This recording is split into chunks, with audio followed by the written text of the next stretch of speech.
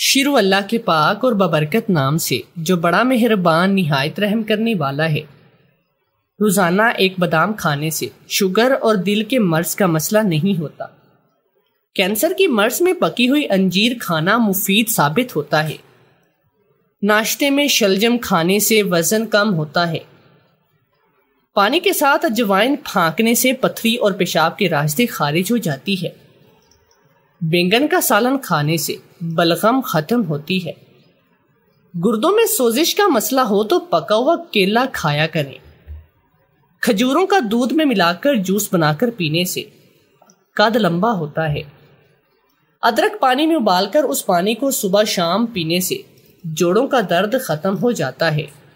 ماہواری میں درد کا مسئلہ ہو تو السی کے بیج چبانے سے درد میں کمی ہوتی ہے۔ اخروٹ اور الائچی کھانے سے کمزور بدن میں طاقت آتی ہے۔ ٹماٹر کا سوپ بنا کر پینے سے چہرے کی جھریاں ختم ہوتی ہیں اور نکھار پیدا ہوتا ہے۔ تخم بلنگا رات کو بھگو کر رکھ دیں، صبح اٹھ کر پی لیا کریں، بال گھنے کالے اور لمبے ہوں گے۔ گرمی کے موسم میں کنو کے چھلکے دودھ میں ڈبو کر چہرے پر لگانے سے چہرے کا رنگ کالا نہیں پڑتا۔ کیلے کے چھلکے پر چینی کا پاؤڈر لگا کر چہرے پر لگانے سے چہرے پر تازگی آتی ہے۔ دہی میں کیلا ڈال کر کھانے سے منہ کے چھالے ختم ہو جاتی ہیں۔ باسی مچھلی کی بدبو دور کرنے کے لیے تھوڑی سی لال مسور دال کو پیس کر اس کا پاؤڈر کو مچھلی پر لگا دیں، مچھلی کی ساری بدبو ختم ہو جائے گی۔ انڈے کے چھلکے سائے میں سکھا کر اچھی طرح سے پیس دیں اور پھر اس میں سنگاڑے کا آٹا مصری ملا کر صبح شام کھائیں، اسے قد لمبا ہوگا۔ دودھ کے ساتھ چاول کا استعمال ہرگز نہ کریں، اسے ہیضہ ہو جاتا ہے۔ زیادہ گرمی میں پالک کھانے سے سر درد کا مسئلہ ہو سکتا ہے۔ جنہیں مردانہ کمزوری کا مسئلہ ہو وہ دھنیا کا استعمال نہ کیا کریں۔ جن کی نظر کمزور ہو وہ کھجور نہ کھایا کریں، اس سے نظر کو اور زیادہ نقصان ہوتا ہے۔ امرود کھانے کے فوراً پانی پینے سے پتھری پیدا ہوتی ہے۔ شوگر کے مرض میں چقندر کھانے سے موت واقع ہو سکتی ہے۔ مونگ پھلی کھانے سے بھوک کم لگتی ہے۔ کھڑے ہو کر گرم چیز کھانے سے فوراً دل کمزور ہو جاتا ہے۔ ابلا ہوا باسی انڈا کھانے سے دمے کی مرض ہوتی ہے۔ پالک کا سالن کھانے سے پرانی کھانسی ختم ہو جاتی ہے۔ پیشاب میں جلن کا مسئلہ ہو تو پھول گوبھی کچی چبانے سے آرام آتا ہے۔ انار کے چند طبی فوائد۔ انار نظام ہضم کی خرابیوں کو دور کرتا ہے۔ انار معدے کی سوزش اور دل کے درد میں اکثیر ہے۔ انار اسہال اور پیچش میں فائدہ مند ثابت ہوتا ہے۔ انار کو ایک غذا اور دوا کی حیثیت سے بلند مقام حاصل ہے۔ انار مختلف بیماریوں اور بخار کے دوران پیاس کی شدت کو مٹاتا ہے۔ بینگن کا بھرتا بنا کر کھانے سے دماغ تیز ہوتا ہے۔ مٹر کھانے کے فائدے: وزن کم ہوتا ہے، دل کو مضبوط کرتا ہے، آنکھوں کی نظر تیز ہوتی ہے، شوگر ختم ہوتی ہے، نظام انہضام درست رہتا ہے، پیٹ کے کینسر کی بیماری ختم ہوتی ہے، اجوائن اور نمک ملا کر چاٹنے سے کالی کھانسی ختم ہو جاتی ہے، بیڈ شیٹ کو کلف لگا کر بچھانے سے سلوٹیں نہیں پڑتی اور زیادہ دن صاف رہتی ہے۔ اگر کپڑوں پر چکناہٹ لگ جائے تو اس پر خوب پاؤڈر چھڑا کر استری کریں اور پھر واشنگ پاؤڈر سے دھو لیں۔ بعض دفعہ مہندی ہلکی رہتی ہے، جب مہندی سوکھ کر جھڑ جائے تو اس پر پان میں استعمال ہونے والا چونا لگا لیا جائے۔ نانی جی کے کارآمد اور آزمودہ نسخے جو کئی عشروں سے رائج ہیں اور لوگ اس سے فائدہ اٹھا رہے ہیں، ان آزمودہ نسخوں میں چند نسخے درج ذیل ہیں۔ اگر مرغی شوربے والی پکانی ہو تو اسے پکانے سے 10-15 منٹ پہلے لیموں کا رس اور سرکہ لگا کر رکھ دیں، پھر گھی میں تل کر مسالہ ڈال کر پکائیں۔ تھوڑی سی املی پانی میں بھگو دیں۔ تھوڑی دیر کے بعد جب املی نرم ہو جائے تو ہاتھ سے خوب ملیں اور اس املی والے پانی سے برتنوں کو دھوئیں اور اس کو خوب رگڑیں، برتن چمک اٹھیں گے۔ کثرت استعمال کے بعد پلاسٹک کے برتنوں اور بوتلوں پر کچھ داغ پڑ جاتے ہیں اور چکنائی جم جاتی ہے۔ اس کے لیے ایک بڑے سے ٹب میں برتنوں کے حساب سے 2 بڑے چمچ کپڑے دھونے والا سوڈا ڈال کر برتن اس گرم پانی میں بھگوئیں۔ نتائج حیران کن ہوں گے۔ تو آئیے اب چلتے ہیں دوستو آج آپ سبق کے آموز کہانی کی جانب۔ شادی کے کچھ ہی عرصے کے بعد ہی مجھے ماں بننے کی خوشخبری ملی۔ ایک خوشحال گھرانے میں شادی ہونے کے بعد زندگی اچھی گزر رہی تھی۔ شوہر برسرے روزگار تھے۔ سسرال میں ایک بوڑھی ساس تھی، شوہر دوسرے ملک میں کام کرتے تھے۔ شادی کے بعد میرے شوہر چلے گئے، ساس اور میں اکیلے ہوتے۔ گھر بھی کافی بڑا تھا اور اچھا بنا ہوا تھا۔ میری ساس نے میری شادی سے پہلے ہی گھر کا اوپر والا حصہ کرائے پر دیا ہوا تھا۔ اس گھر کے مکینوں سے میرا کچھ خاص تعارف نہیں تھا۔ میرا بچہ ہوا تو ساس ہی اس کو سنبھالتی تھی۔ بچے کی پیدائش کے بعد میری صحت خراب ہونے لگی، رفتہ رفتہ کمزوری محسوس ہونے لگی۔ تھوڑا سا کام کرنے کے بعد ہی میرا وجود وزنی ہو جاتا اور لیٹتے ہی مجھے نیند آ جاتی۔ جب اٹھتی تو طبیعت بوجھل سی رہنے لگی تھی۔ میری ساس کافی شفیق مزاج عورت تھی، وہ گھر کا زیادہ تر کام خود ہی کرتی تھی۔ 2 لوگوں کے کام کم ہی ہوتے تھے، مگر میری ساس کو کام میں مشغول دیکھ کر مجھے افسوس ہوتا۔ کتنی اچھی عورت ہے جو پورے گھر کا کام خود کرتی ہے، ورنہ بہت سی دوسری ساس ہوتی ہیں جو کہ بہو سے گھر کے سارے کام کرواتی ہیں اور آگے سے اس کو تانے بھی دیتی ہیں۔ میرے آرام کے لحاظ سے یہ بات اچھی تھی کہ میری ساس مجھے پریشان نہیں کرتی تھی۔ شوہر ہر مہینے بہت سی رقم خرچے کے لیے بھیج دیتے۔ گزارا بہت ہی بہتر ہو رہا تھا۔ اوپر والے حصے کا کرایہ جو تھا اس کو ساس اپنے پاس رکھتی تھی۔ میرے پاس اپنی ضروریات پوری کرنے کے لیے پیسے تھے۔ مجھے دولت یا کسی اور چیز کا لالچ نہ تھا۔ میں بہت ہی زیادہ مطمئن تھی، مگر میری طبیعت کی وجہ سے میں بہت ہی پریشان تھی۔ میں نے ڈاکٹروں کو بھی دکھایا مگر سب نے دوائیاں دے دی۔ میرے شوہر کو بتایا تو اس نے کہا پہلا بچہ ہے، اس وجہ سے میں تھوڑی ذہنی طور پر ڈسٹرب ہوں، مجھے پرسکون رہنا چاہیے۔ میں نے بھی سوچا یہی وجہ ہوگی، اس لیے میں نے نیند کی گولیاں بھی استعمال کرنا شروع کی۔ میری نیند پوری ہوگی تو شاید میں بہتر محسوس کروں، مگر سب بے سود، کسی بھی عمل کا کوئی اثر مجھے نہیں محسوس ہو رہا تھا۔ میں اب زیادہ تر اپنے کمرے میں خاموشی سے بیٹھی رہتی۔ میرا بچہ مجھ سے زیادہ میری ساس سنبھالتی تھی۔ مجھ میں ہمت نہ ہوتی کہ میں خود سے آگے بڑھوں۔ گھر کی ذمہ داری سے میں بالکل غافل تھی، مگر یہ سب بہت ہی عجیب تھا۔ میں یہ بات سوچتی تو الجھ جاتی تھی۔ میری دوستوں کے بھی بچے تھے۔ میں نے سوچا کیوں نہ ان سے پوچھوں کہ سب کے ساتھ یہی ہوتا ہے یا یہ میرے ساتھ مسئلہ ہو رہا ہے۔ میں کچھ دن اپنے میکے رہنے چلی گئی۔ 2 دن کے بعد میں اپنی دوست سے ملنے اس کے گھر گئی۔ حال احوال پوچھنے کے بعد میں نے اپنی دوست کو اپنی طبیعت کا بتایا تو اس نے تشویش کا اظہار کرتے ہوئے کہا، یہ سب تو پہلی بار سن رہی ہے۔ حالانکہ اس کے 2 بچے تھے، دونوں بچے اور ماں تندرست تھے، پھر میرے ساتھ ایسا کیوں؟ اور ایسی طبیعت کی وجہ ڈاکٹروں کو بھی سمجھ میں نہیں آ رہی تھی۔ میرے ذہن میں اب عجیب عجیب باتیں آ رہی تھی۔ میری چاچی نے مجھے کہا ہو سکتا ہے کسی نے تم پر کالا جادو کروایا ہو، تم میرے ساتھ پیر بابا کے پاس چلو۔ میں ان سب چیزوں پر یقین نہیں رکھتی تھی، اسی لیے میں نے چاچی کو منع کرتے ہوئے کہا، چاچی یہ سب چیزیں بیکار ہیں اور میں ان پر اعتبار نہیں کرتی ہوں۔ شاید میرا کیس الگ ہو اور میری طبیعت بس ایسے ہی موسم کی وجہ سے خراب ہو۔ اب میں یہاں آئی ہوں شاید جو مثبت اثرات میری صحت پر مرتب ہوں۔ میں نے چاچی کو تو ٹال دیا، مگر جب میں رات کو لیٹتی تو ساری باتیں میرے ذہن میں گردش کرنے لگتی۔ ہو سکتا ہے کہ چاچی ٹھیک کہہ رہی ہو، مگر میری تو کسی سے کوئی دشمنی نہ تھی، کوئی میرا برا کیوں چاہے گا؟ میں انہیں سوچوں کی جنگ لڑتی ہوئی سو گئی۔ اگلے دن میں سسرال واپس آ گئی۔ میں جب سے واپس آئی تھی خود میں تبدیلی محسوس کر رہی تھی۔ گھر کا سارا کام میں نے کیا اور اپنے بچے کو نہلا کر سلا بھی دیا۔ مجھے آج کافی بہتر محسوس ہو رہا تھا۔ رات کا کھانا بنانے کے بعد مجھے اچانک چکر آ گیا اور میں گرتی، اس سے پہلے مجھے کسی نے تھام لیا۔ میں نے مندی مندی آنکھوں سے دیکھا تو مجھے حیرت کا شدید جھٹکا لگا۔ میں فوراً اپنے سہارے کھڑی ہو گئی۔ آپ کون؟ ایک انجان مرد کو اس وقت اپنے گھر میں دیکھ کر مجھے عجیب لگا۔ وہ شخص میری بات کا جواب دیتا تبھی میری ساس آئی اور بولی، بہو یہ ریحان ہے، ہمارے کرایہ دار کا بیٹا، میں نے اسے دوائیاں منگوائی تھی وہی دینے آیا ہے۔ میں نے ایک نظر ریحان کو دیکھا اور اپنے کمرے میں چلی گئی۔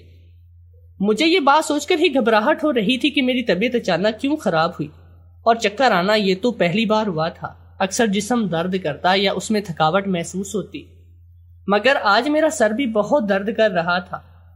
سوچا کہ جا کر چائے بنوا لوں، مگر باہر کوئی مرد ہے، مجھے اس کے سامنے دوبارہ جانا مناسب نہیں لگا۔ میں ڈاکٹر کی دی ہوئی دوائیں لے کر سونے کی کوشش کرنے لگی، مگر مجھے نیند نہیں آ رہی تھی۔ کافی دیر کروٹیں بدلنے کے بعد بھی مجھے نیند نہیں آ رہی تھی۔ میں نے سوچا شاید باہر جا کر کچھ دیر ٹہل لوں۔ میں اپنے بچے کے گرد تکیے لگا کر باہر چلی گئی۔ موسم سرما کی آمد تھی، بادلوں نے آسمان کو گھیرا ہوا تھا، ہوا میں خنکی سی معلوم ہو رہی تھی۔ مجھے صحن میں ٹہلتے ہوئے مجھے کافی دیر ہو گئی، مجھے اب سردی لگ رہی تھی۔ میں واپس جانے کے لیے پلٹی، مگر جیسے ہی میری نظر دروازے پر پڑی میں ڈر گئی۔ مجھے اس وقت امید نہیں تھی کہ میری ساس وہاں ہوگی۔ میں پوچھنے سے پہلے ہی میری ساس نے کہا، بہو تم یہاں پر کیا کر رہی ہو؟ میں چونکہ کوئی ایسا کام نہیں کر رہی تھی جس کو بتانے میں مجھے کوئی پریشانی ہو، تو میں نے کہہ دیا۔ میرا دل گھبرا رہا تھا، اس لیے میں باہر آ گئی۔ ساس نے کہا، اس وقت تمہیں یہاں نہیں آنا چاہیے، چلو اندر۔ میری ساس کا ایک دم بدلتا ہوا لہجہ دیکھ کر مجھے حیرت ہوئی کہ اچانک انہیں کیا ہو گیا، مگر خیر میں اندر چلی گئی۔ تھوڑی دیر کے بعد میری ساس کمرے میں آئی اور بولی، بہو دکھاؤ، میں تمہاری مالش کر دوں، ہو سکتا ہے تم بہتر محسوس کرو۔ میں نے کہا، نہیں اماں جی، آپ رہنے دیں، میں ٹھیک ہوں، آپ بھی آرام کریں، رات بھی ہو گئی ہے۔ مگر میری ساس ضد کرنے لگی کہ میں مالش کر دوں گی۔ میں نے بھی کہا ٹھیک ہے کر دیں، مگر مجھے حیرت اس وقت ہوئی جب ساس باہر گئی اور واپس آئی تو اس نے برقع پہن رکھا تھا۔ میں نے پوچھا، یہ برقعے میں کیوں منہ چھپایا ہوا ہے؟ تو وہ قدرے بھاری آواز میں بولی، بہو مجھے حیا آتی ہے اس لیے پردے میں ہوں، اور اب تم اس بات پر زیادہ بحث نہ کرو اور چپ چاپ لیٹ جاؤ۔ میں خاموشی سے لیٹ گئی۔ میری ساس مالش کر رہی تھی، ان کے ہاتھ مجھے بہت ہی سخت لگ رہے تھے، مگر میں نے یہ بات ساس سے نہیں کہی۔ میری آنکھ لگ گئی مالش سے، واقعی میں مجھے کافی حد تک سکون ملا تھا۔ اگلی صبح میں اٹھی تو کافی اچھا محسوس کر رہی تھی۔ میں نے پھرتی سے سارے گھر کے کام کیے۔ میری ساس نے آج سوجی کا حلوہ بنایا۔ میں نے پوچھا، کیوں بنا رہی ہو؟ انہوں نے بتایا کہ کل وہ ہماری پڑوسن کے ساتھ ایک مولوی کے پاس گئی تھی۔ اس پیر بابا کو میں نے بتایا کہ میری بہو بچے کے بعد سے کافی بے چین رہنے لگی ہے، تو اس نے مجھے وہ تیل دیا جس سے میں نے تمہاری مالش کی، اور یہ سوجی کا حلوہ تمہیں ہر روز صبح کھانا ہے۔ یہ عمل تم نے 1-2 ہفتے کرنا ہے، اللہ نے چاہا تو دیکھنا تمہاری طبیعت ٹھیک ہو جائے گی۔ میں تو بہت خوش ہوئی کہ میری ساس کتنی اچھی عورت ہے، میری فکر میں گھل رہی تھی۔ میں تو بہت خوش قسمت تھی۔ اس حلوے کو کھانے کے بعد مجھے خود میں طاقت سی محسوس ہو رہی تھی۔ آج کا دن کافی خوشگوار گزرا۔ رات ہوتے ہی میری ساس برقع پہن کر میرے کمرے میں آتی اور مالش کے دوران ہی میں سو گئی۔ اگلی صبح بھی حلوے کی خوشبو میرے نتنوں تک ٹکرائی، اور دن بھر کام کے بعد پھر رات کو مالش، صبح حلوہ، 1 ہفتہ لگاتار یہی سب ہوتا رہا۔ میں اب اس بات سے اکتا گئی تھی۔ میں نے اپنی ساس سے کہا، نہیں یہ عمل نہیں روک سکتے ورنہ بہت ہی زیادہ برا ہوگا۔ میں نے اپنی ساس سے کہا، کیا برا ہوگا؟ مجھے اب اس سب چیزوں سے الجھن ہونے لگی ہے۔ میں نے بھی 2 ٹوک لہجے میں کہہ دیا، میں اب کوئی بھی مالش وغیرہ نہیں کرواؤں گی۔ میری ساس چپ ہو گئی۔ میں بھی اپنے کمرے میں چلی گئی۔ تھوڑی دیر کے بعد میرے شوہر کی فون آیا، تو تھوڑی بات کرنے کے بعد انہوں نے مجھ سے کہا کہ تم امی کے ساتھ گاؤں چلی جاؤ۔ میں نے کہا کہ اچانک وہاں کیوں جانا ہے؟ میرے شوہر نے کہا کہ وہاں شادی ہے میرے چاچا کے بچوں کی، تم بھی ان سب سے ملو گی، تمہیں بہت اچھا لگے گا۔ میں نے کہا ٹھیک ہے۔ کچھ تیاری کرنے کے بعد میں ساس کے ساتھ گاؤں چلی گئی۔ وہاں پر سب سے گرم جوشی سے ملی اور کافی اچھا وقت گزرا۔ فنکشن وغیرہ کا اچھا انتظام تھا۔ مجھے اس گھر میں پتہ نہیں کیوں گھبراہٹ ہو رہی تھی۔ میں اوپر والے کمرے میں جا رہی تھی جب اچانک مجھے احساس ہوا کہ کوئی میرا پیچھا کر رہا ہے۔ میں نے پلٹ کر دیکھا مگر کوئی نہیں تھا۔ مجھے لگا یہ میرا وہم ہے، مگر پھر کوئی سایہ لہرا کر غائب ہو گیا۔ میں ڈر گئی، مجھے یہاں بہت ہی عجیب لگ رہا ہے۔ میں نے کمرے میں جا کر دروازہ بند کر لیا۔ اپنے بچے کو خود سے لپٹائے ہوئے مجھے نیند نہیں آ رہی تھی۔ بیٹھے بیٹھے ہی اچانک اونگ آئی اور میں سو گئی۔ اچانک سانس کی بندش محسوس ہوتے ہوئے میں نے آنکھیں کھولی۔ کمرے میں نیم اندھیرا تھا مگر دھواں چاروں طرف پھیلا ہوا تھا۔ میں گھبرا کر اٹھ بیٹھی، کمرے کی کھڑکی کھولی تو تب جا کر دھواں چھٹا اور مجھے سب کچھ صاف نظر آنے لگا۔ میں نے وقت دیکھا تو رات کے 3 بج رہے تھے۔ اس وقت دھواں کا کیا کام؟ مجھے یاد تھا کہ یہاں بڑے لوگوں کو رات میں آگ سیکنے کی عادت ہے، مگر اس وقت تو ان لوگوں کی آدھی نیند ہو جاتی ہے، صبح جلدی اٹھنے کے عادی ہیں سب، پھر کون اس وقت آگ جلائے گا؟ میں نے سوچا کیوں نہ باہر جا کر دیکھا جائے۔ اپنی سوچ پر عمل کرتے ہوئے میں کمرے کا دروازہ کھول کر باہر چلی گئی، مگر گھر میں بالکل سناٹا تھا، سب کمروں کے دروازے بند تھے۔ ایک بلب جل رہا تھا جس کی روشنی کے تاکوں میں سب کچھ نمایاں تھا۔ اصل وجہ جس کے لیے میں باہر آئی تھی وہ دھواں تھا۔ میں نے آنکھیں گھما کر دیکھا، ادھر ادھر دیکھا تو نچلی منزل پر موجود کمرے سے مجھے دھواں نکلتا ہوا نظر آیا، مگر بند کمرے میں آگ کون جلائے گا؟ مجھے لگا کہ شاید غلطی سے کمرے میں آگ نہ لگ گئی ہو، شاید کسی کو اس بات کی خبر نہ ہو۔ میں تیزی سے سیڑھیاں عبور کرتی ہوئی نیچے کمرے میں چلی گئی، مگر نیچے جاتے ہی سامنے کا منظر دیکھ کر میرے اوسان خطا ہوئے۔ یہ سب دیکھ کر مجھے یقین نہیں آ رہا تھا کہ رات کے اس پہر ایک عورت اور دوسرا شاید کوئی مرد تھا جو کہ آگ جلائے ہوئے تھے اور ایک دائرہ بنا کر اس میں بیٹھے تھے۔ ان دونوں کی میری جانب پیٹھ تھی، میں ان کے چہرے نہیں دیکھ پائی، مگر ان لوگوں کے چلتے ہوئے ہاتھ مجھے واضح نظر آ رہے تھے۔ وہ لوگ کوئی پانی جیسی چیز آگ میں جلا رہے تھے۔ میں نے غور سے دیکھا تو کوئی لال رنگ کا پانی تھا۔ نہیں، شاید یہ پانی نہیں، خون تھا۔ میں نے اپنے منہ پر ہاتھ رکھ کر اپنی چیخ کی آواز کو دبایا۔ میں خوف سے کانپ رہی تھی۔ اچانک میں پیچھے کی جانب چلتے ہوئے گلدان سے ٹکرا گئی۔ تسلسل یکدم میں نے اندھا دھند بھاگنا شروع کر دیا۔ اپنے کمرے میں جا کر میں نے اچھے سے دروازہ بند کیا اور اپنے بچے کو لے کر ایک کونے میں بیٹھ گئی۔ میں خوف سے کانپ رہی تھی۔ کیا تھا یہ سب؟ کون تھے وہ لوگ جو یہ سب کر رہے تھے؟ مجھے کچھ بھی سمجھ میں نہیں آ رہا تھا۔ یہ سب اچانک میرے کمرے کا دروازہ بجنے لگا۔ میرے پسینے چھوٹ گئے۔ مجھے لگا شاید ان دونوں میں سے کوئی ہنگامہ ہوگا جو مجھے مارنے کے لیے آیا ہے۔ میں بہت ہی زیادہ گھبرا گئی کہ اب نہ جانے میرے ساتھ کیا ہوگا۔ دروازہ زور زور سے بجنے لگا تھا۔ میں نے ہمت کر کے دروازہ کھولا۔ سامنے اپنی ساس کو دیکھ کر مجھے کچھ ڈھارس ملی تھی۔ میں نے سوچا کیوں نہ اپنی ساس کو بتا دوں، مگر میں خاموش رہی۔ ساس نے مجھے کہا کہ اتنی دیر کیوں دروازہ کھولنے میں؟ تو میں نے کہا کہ میں سو رہی تھی۔ ساس نے فکر مندی سے کہا کیوں، طبیعت تو ٹھیک ہے؟ میں نے کچھ سوچتے ہوئے کہا نہیں اماں جی، طبیعت بہت خراب ہے۔ اماں جی طبیعت کا سن کر پریشان ہو گئی اور فوراً شہر کے لیے روانہ ہو گئے۔ میں بہت زیادہ خوش تھی کہ اس پوری اسرار گھر سے چلو پیچھا تو چھوٹا۔ اماں جی میرا اعتبار نہ کرتی، اس لیے جھوٹی طبیعت کا بہانہ بنا کر گھر واپس لے آئی۔ میں اب کبھی وہاں جانے کا ارادہ نہیں رکھتی تھی۔ کچھ سوچیں ذہن میں تھی۔ میں آنکھیں موند کر گھر آ گئے۔ میں نے اپنی ساس سے کہا کہ امی کے گھر چلی جاؤ، تو میری ساس نے کہا بہو تم کیوں نہیں سمجھتی یہ تمہارا گھر ہے نا، وہ تم اپنے سسرال کو وقت دو، بچہ بڑا ہو رہا ہے۔ مگر نہیں، تم آئے دن میکے کے لیے تیار رہتی ہو۔ اپنی ذمہ داریوں کو سمجھو۔ میں کب تک اپنے بوڑھے کندھوں پر یہ ذمہ داری سنبھالوں گی؟ میں تو حیران تھی کہ میری ساس نے آج سے پہلے مجھ سے ایسی ویسی کوئی بات نہیں کی، اور آج میں نے سوچا کہ شاید ان کی عمر کی وجہ سے ان سے کام وغیرہ نہیں ہو رہا، اور وہ ٹھیک کہہ رہی ہے۔ میں نے سارا گھر ان کے سر پر ڈال دیا تھا۔ اب مجھے احساس ہو رہا تھا کہ میری غلطی ہے۔ میں نے کچھ سوچتے ہوئے گھر کے کام کرنا شروع کیے، کپڑے وغیرہ دھوئے، کھانا بنایا اور اپنی ساس کو کھانا دیا۔ خود میں اپنے کمرے میں آرام کی نیت سے آ گئی۔ پتہ نہیں چلا کب میری نیند گہری ہوئی۔ میں رونے کی آواز پر اٹھی۔ میرا بچہ جو کہ پلنگ پر میرے ساتھ سو رہا تھا اب وہاں نہیں تھا۔ پل بھر میں میری نیند اڑی تھی۔ میں فوراً اپنے بچے کی تلاش میں باہر نکلی۔ باہر میرا بچہ اکیلا لیٹا ہوا تھا اور رو رہا تھا۔ اپنے لگتے جگر کو یوں اس حالت میں روتا دیکھ کر میرا دل منہ کو آیا۔ میں فوراً اس کو اٹھاتے ہوئے چپ کروانے لگی۔ اتنے میں میری ساس اپنے کمرے سے باہر آئی۔ میں نے ان کو دیکھا تو غم اور غصے کی کیفیت میں بولی اماں آپ کہاں تھی؟ کب سے میرا بچہ بلک بلک کر ہلکان ہو رہا ہے۔ میری بات سن کر انہوں نے کہا ارے بہو، میں تو بس 1 منٹ پہلے اپنے کمرے میں سے چشمہ لینے گئی تھی۔ یہ کب رونے لگا مجھے نہیں پتا چلا۔ میں غصے میں اپنے بچے کو لے کر کمرے میں آ گئی۔ پتہ نہیں آج میرا بچہ بہت ہی رو رہا تھا۔ لاکھ چپ کروایا مگر اس کو چین نہیں تھا، اور مجھے پریشانی ہونے لگی تھی کہ میں نے جب بہت دیر تک اپنے بچے کو چپ نہیں کروا سکی تو ساس کمرے میں آ کر میرے بچے کو چپ کروانے لگی۔ وہ چپ تو ہو گیا مگر سسک رہا تھا۔ میں نے ساس سے کہا کہ شاید اس کے پیٹ میں درد ہے۔ ساس نے بھی پریشانی سے کہا ہاں ہو سکتا ہے۔ وہ ہماری کرایہ دار والی کو آواز دے کر اس کو اپنے ساتھ آنے کا کہا اور وہ دونوں میرے بچے کو لے گئی۔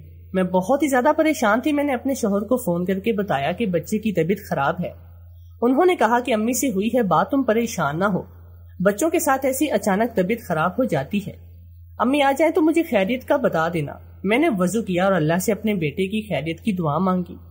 تقریباً 1 گھنٹے کے بعد میری ساس اور میرا بچہ گھر آئے۔ اس 1 گھنٹے کا انتظار طویل تر ہو رہا تھا۔ میں نے اپنی ساس کے آتے ہی بہت سوال کیے اور اپنے بچے کو سکون سے سوتا دیکھ کر میری جان میں جان آئی۔ ساس نے کہا ڈاکٹر نے بتایا ہے اس کو پیٹ میں درد تھا، بس اس لیے رو رہا تھا، یہ دوائیں دینی ہے۔ میں نے کہا ٹھیک ہے۔ میں باقاعدگی سے اپنے بچے کو وہ دوائیاں احتیاط سے دے رہی تھی۔ 2 دن تک دوائیاں دینے کے بعد میرا بیٹا بالکل ٹھیک تھا، مگر میری طبیعت پہلے کی طرح خراب ہونے لگی۔ میں اگر سوتی تھی تو سارا دن سوئی رہتی۔ میں بہت اکتاہٹ محسوس کر رہی تھی۔ ساس کو جب بتایا تو وہ مجھے ڈاکٹر کے پاس لے گئے، مگر ڈاکٹر نے کہا یہ سب عام بات ہے۔ ساس بے فکر ہو گئی۔ شوہر سے بات کی تو اس نے بھی ڈاکٹر کا مشورہ دیا اور کہا کہ آرام کرو۔ کب تک آرام کرو، میں تھک جاتی ہوں۔ آرام کرتے کرتے میں اکتا گئی ہوں۔ یہ بات کوئی سمجھتا ہی نہ تھا۔ میں نے ساس سے کہا کہ مجھے میکے جانا ہے، ہو سکتا ہے وہاں کسی دوسرے ڈاکٹر کو دکھانے سے میری طبیعت بہتر ہو جائے۔ یہ سب سن کر میری ساس اچانک غصے میں آ گئی اور بولی واہ بہو واہ، کیا میں تمہارا خیال نہیں رکھتی؟ کیا تم میکے جاؤ وہاں جا کر ہمیں بدنام کرنا ہے؟ ساس نے بہو کو بیماری کی حالت میں گھر سے نکال دیا ہے۔ میں نے کہا نہیں اماں، آپ غلط سمجھ رہی ہیں۔ مگر میری ساس نے تو مجھے کسی بھی کھاتے میں نہ لاتے ہوئے بولی کہ جب طبیعت ٹھیک ہو جائے گی تب امی لانا۔ میں خاموش ہو گئی۔ ان کی بات کو سمجھنا میری سمجھ سے باہر تھا۔ میں آج اپنے کمرے میں لیٹے لیٹے تھک گئی۔ میں باہر صحن میں چہل قدمی کے لیے چلی گئی۔ اچانک میری نظر سامنے کھڑے ریحان پر گئی۔ وہ مجھے دیکھ رہا تھا۔ میں نے اس کو دیکھ کر اندر جانے کے لیے قدم بڑھا دیے۔ میری ساس نے مجھے کہا وہ پڑوسن کے ساتھ پیر بابا کے پاس جا رہی ہے۔ میں نے کہا ٹھیک ہے۔ عصر کے وقت میری ساس واپس آ گئے۔ میں نے پوچھا کیا کہا ڈاکٹر نے؟ انہوں نے بتایا کہ یہ سب شاید کسی وبا کی وجہ سے ہو رہا ہے۔ یہ پڑا ہوا تیل اور چینی ہے، اسی تیل کی مالش کرنی ہے اور یہ چینی کھانے میں استعمال کرنی ہے۔ مجھے بہت ہی نکاہت محسوس ہو رہی تھی۔ میں نے کہا ٹھیک ہے اماں، جو آپ کو ٹھیک لگے۔ میری ساس نے مالش کی۔ مالش سے مجھے بہت ہی اچھا محسوس ہوا اور اگلی صبح میری ساس نے مجھے کھیر بنا کر کھلائی۔ 2 دن کے بعد میری حالت بہت بہتر ہو گئی۔ صبح میں نے گھر کے سارے کام کیے، اپنے بچوں کو بھی بہت اچھے سے سنبھالا۔ میری ساس گھر کے کسی کام کو ہاتھ نہیں لگاتی تو میں ان کو روک دیتی۔ میرے شوہر کا فون آیا۔ ان سے بات کرنے کے بعد میں نے پوچھا کہ وہ کب تک آئیں گے۔ میرے اس سوال پر انہوں نے کہا وہ آ جائیں گے، میں بس اماں کا اور اپنا خیال رکھوں۔ شام کو میں صحن میں چارپائی بچھا رہی تھی جب اچانک ریحان میرے ساتھ سے ہو کر اندر گھر میں چلا گیا۔ مجھے اس انسان سے چڑ تھی۔ اس کی آنکھوں میں نہ جانے کیا تھا جس کو محسوس کر کے مجھے غصہ آتا تھا۔ میں اپنے کمرے میں جانے لگی جب میری ساس نے کہا بہو ہمارے لیے چائے بنا دو۔ میرا بچہ بہت دنوں بعد آیا ہے۔ میں خاموشی سے باورچی خانے میں کھڑی ان لوگوں کی باتیں سن رہی تھی۔ چائے دینے کے بعد میں جیسے ہی اپنے کمرے میں جانے لگی ریحان مجھ سے مخاطب ہوا اور بولا بھابی جی کیسی طبیعت ہے آپ کی؟ میں اس کے سوال پر گھبرا گئی اور نارمل ہوتے ہوئے جواب دیا جی بھائی ٹھیک ہوں۔ یہ بات کہہ کر میں اپنے کمرے میں چلی گئی۔ دن بھر کام کرنے کے بعد میں تھک گئی تھی مگر سونے سے ڈر رہی تھی۔ میں جانتی تھی کہ اگر میں لیٹتی تو گہری نیند سو جاؤں گی۔ نیند تو سولی پر بھی آ جاتی ہے، ایسے ہی مجھے بھی بیٹھے بیٹھے آئی، مگر جب میری آنکھ کھلی تو اندھیرا ہو چکا تھا۔ میں ہڑبڑا کر اٹھی اور باہر گئی جہاں میری ساس میرے بچے کی مالش کر رہی تھی۔ میں بھی ان کے پاس جا کر بیٹھ گئی۔ ساس نے مجھے دیکھا اور کہا بہو آج میں تمہاری بھی مالش کروں گی۔ میں نے کہا جی اماں۔ رات کا کھانا کھانے کے بعد میں اپنے بیٹے کو سلاتے ہوئے میں خود بھی سو گئی۔ اچانک مجھے ایسے لگا جیسے کوئی میرے ہاتھ لگانے کی مجھے کوشش کر رہا ہے مگر مجھے چھو نہیں پا رہا۔ میں نے فوراً اپنی آنکھیں کھول دی مگر خالی کمرہ دیکھ کر مجھے خود پر بھی غصہ آیا کہ میں آج کل پاگلوں کی طرح کیا کیا سوچ رہی ہوں۔ شاید یہ میرا وہم ہوگا مگر آج سے پہلے ایسا کبھی نہ ہوا تھا، پھر آج ایسا کیوں لگا؟ میں اپنی سوچوں میں گم تھی جب اچانک میری ساس کمرے میں داخل ہوئی۔ ان کے ہاتھ میں تیل کی بوتل دیکھ کر مجھے اندازہ ہوا کہ اماں میری مالش کرنے آئی ہیں۔ میں نے کہا اماں آپ دن بھر گھر کا کام کرتی ہیں، اب آپ تھک گئی ہوں گی اس لیے آپ آرام کریں، آج بھی اپنی مالش خود کروں گی۔ میری بات سن کر میری ساس کے چہرے کی رنگت پل بھر میں سفید ہوئی۔ یہ بات میری آنکھوں سے اجھل نہ ہو سکی۔ میری ساس میرے پاس آئی اور بولی نہیں بہو میں نہیں تھکی، بس اور کوئی فالتو بات نہیں، ادھر آؤ میں مالش کروں۔ میں کچھ اور نہیں بولی اور آنکھیں بند کر کے مالش کروانے لگی مگر مجھے تھوڑی دیر کے بعد مجھے اپنی ساس کے ہاتھوں کی سختی برداشت نہ ہوئی اور میں اٹھ بیٹھی۔ مجھے دیکھ کر میری ساس نے بھی کھڑی ہو گئی۔ میں نے ان کو جب برقعے میں دیکھا تو میں نے کہا اماں جی مجھے تکلیف ہو رہی ہے۔ اماں نے اپنی بھاری آواز میں کہا کچھ نہیں ہوتا، تم لیٹ جاؤ۔ مجھے یہ بات عجیب لگی، جب مجھے یہ مسئلہ ہے تو کیوں نہ بتا دوں۔ میں نے بھی 2 ٹوک لہجے میں کہا اماں بس ٹھیک ہوں، آپ جا کر سو جائیں۔ اماں نے کہا بہو نہیں بس لیٹ جاؤ۔ میں نے اچانک اماں کے سر سے برقع ہٹایا مگر یہ پردہ نہ ہٹتا تو بہتر تھا۔ میرے پیروں کے نیچے سے زمین نکل گئی۔ اس برقعے کے پیچھے کوئی اور نہیں بلکہ میرے شوہر تھے۔ میرا شوہر مجھے یہ بہت ہی حیرت سے دیکھ رہا تھا۔ میری آنکھیں تو پھٹنے کے قریب تھی۔ یہ سب کیا تھا؟ میں کچھ سوال کرتی اس سے پہلے میرا بیٹا اٹھ گیا اور رونے لگا۔ میں اس کو چپ کروانے لگی۔ میری نظریں کمرے کے کونے میں کھڑے اپنے شوہر پر تھی۔ میری آنکھوں سے آنسو نکلنے لگے۔ اچانک میری ساس کمرے میں آئی اور روتے ہوئے مجھ سے معافیا مانگنے لگی۔ میں نہ سمجھی سے ساری صورتحال کو دیکھ رہی تھی۔ جب میری ساس نے مجھے بتانا شروع کیا کہ بہو ہم جانتے ہیں ہم نے جو کیا وہ غلط ہے مگر ہم مجبور تھے۔ میں نے کہا کیسے مجبور تھے؟ آپ لوگوں نے میری زندگی کا تماشا بنایا ہوا ہے۔ کیا میرا شوہر جو کہ میرے علم میں اس شہر سے باہر تھا، میں اکیلی اس کے انتظار میں گھل رہی ہوں اور یہ یہی ہے؟ کیا تھا یہ سب؟ اتنا وقت گزر گیا میں آپ لوگوں کے کھیل کو سمجھ نہ سکی۔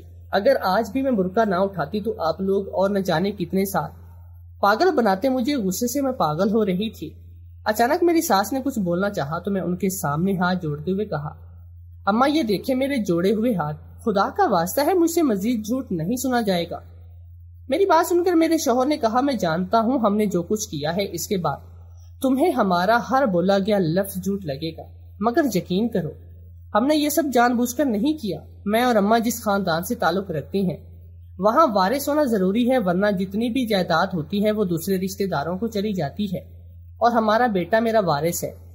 تمہیں گاؤں اس لیے بھیجا تھا تاکہ وہاں سارے خاندان کو پتہ چل جائے کہ وارث ہے، یہاں سے جانا اس لیے ضروری تھا کیونکہ خاندان والے میرا حصہ نہیں دے رہے تھے۔ ان سے جھوٹ بولا کہ میں اس شہر سے جا رہا ہوں، تب جا کر اتنے پیسے ملے جس سے اب تک گزارا ہوا، مگر میں جانتا ہوں یہ تمہارے ساتھ غلط ہوا۔ میں تم سے غافل نہیں تھا بلکہ میں ہر رات تمہارے ساتھ ہوتا تھا، تم اور ہمارے بیٹے کے ساتھ میرا بہت ہی اچھا وقت گزرتا تھا، مگر یہ میری مجبوری تھی میری، اور اس رات میں جانتا تھا گاؤں میں تم نے ہمیں جادوگری کرتے ہوئے دیکھا تھا، وہ سب بس اس لیے تھا کہ تم خود وہاں سے نکل جاؤ، اور اب جلدی سے ہمارا حصہ مل جائے گا، بس مجھے معاف کر دو۔ میں نے اپنے شوہر کو دیکھا اور کہا، آپ نے اتنا بڑا ڈرامہ کیا، بس دولت کے لیے مجھے تکلیف دی۔ ہمارا معصوم بیٹا جس نے آپ کو دیکھا تک نہیں، آپ نے اس کو بھی استعمال کیا۔ ایک بار کہہ دیتے کہ ہم یہ دولت سب کے لیے کر رہی ہیں تو میں آپ کا ساتھ دیتی، مگر آپ نے مجھ پر اعتبار کرنا ضروری بھی نہیں سمجھا، اور اب مجھ سے امید لگائے ہوئے ہیں کہ میں آپ کی بات کو سمجھوں گی۔ نہیں، میں بھی آپ کی طرح خود غرض بنوں گی اور اپنے بچے کے بارے میں سوچوں گی۔ میری بات سن کر اچانک میری ساس میرے سامنے ہاتھ جوڑتے ہوئے کہنے لگی، بہو مجھے غلط نہ سمجھو، میں نے تمہیں اپنی بہو نہیں، میں نے تمہیں اپنی بیٹی سمجھا ہے، بس یہ سب ہم نے اپنی جائیداد کے لیے کیا جو کہ ان جانوروں کے چنگل میں تھی، یہ سب ہم نے تیرے بچے کے اچھے مستقبل کے لیے کیا تھا، مگر میں مانتی ہوں کہ ہمارا طریقہ غلط تھا، مگر کام غلط نہ تھا، بس مجھے معاف کر دو۔ یہ سب جو بھی تھا اب اس کے آگے کچھ نہیں ہوگا، ہمیں تو ایک موقع دے دے۔ میں نے اپنی ساس سے کہا، اماں جی میں نے یہ نہیں کہا کہ آپ لوگوں نے غلط کیا یا صحیح، بس مجھے اس بات کا علم ہوتا تو کوئی قیامت نہ جاتی۔ مجھے لگا تھا کہ ہم ایک خاندان ہیں، مگر آپ لوگوں نے مجھے پرایا کر دیا۔ میری بات سن کر میرے شوہر نے کہا، مجھے معاف کر دو، آئندہ ایسا کچھ بھی نہیں ہوگا، بس تم اپنی ناراضگی ختم کر لو۔ میں نے کہا، ٹھیک ہے، مگر ایک شرط پر۔ میرے شوہر نے کہا، ہاں بتاؤ۔ میں نے کہا کہ آپ وعدہ کریں کہ آئندہ کبھی مجھ پر کچھ نہیں چھپائیں گے۔ میرے شوہر نے کہا کہ پکا وعدہ، کچھ نہیں چھپائیں گے۔ میں نے بھی سچے دل سے ان لوگوں کو معاف کیا، ماضی کو بھول کر ایک خوشحال زندگی گزارنے لگی۔ یہ انسان کی فطرت ہے کہ وہ اکثر غصے اور جذبات میں آ کر بہت سے غلط فیصلے کر لیتی ہیں۔ غلطی ہر انسان سے ہوتی ہے، مگر اس غلطی کو صحیح کرنا بھی انسان کے خود کے ہاتھ میں ہوتا ہے۔ اگر ہم ہر انسان کی غلطی کو یاد رکھیں تو کبھی بھی خوش نہیں رہ سکتے۔ وقت کو ہنس کر گزارنا ہی بہتر ہے، جب جینا ہے تو کیوں نہ خوش ہو کر جیئیں۔ ہر سکے کے دو پہلو ہوتے ہیں، دونوں کو پرکھنا سیکھنا، بھول جانا۔ اگر سب کچھ اچھا ہو تو بھول جانا ہی اچھا ہے۔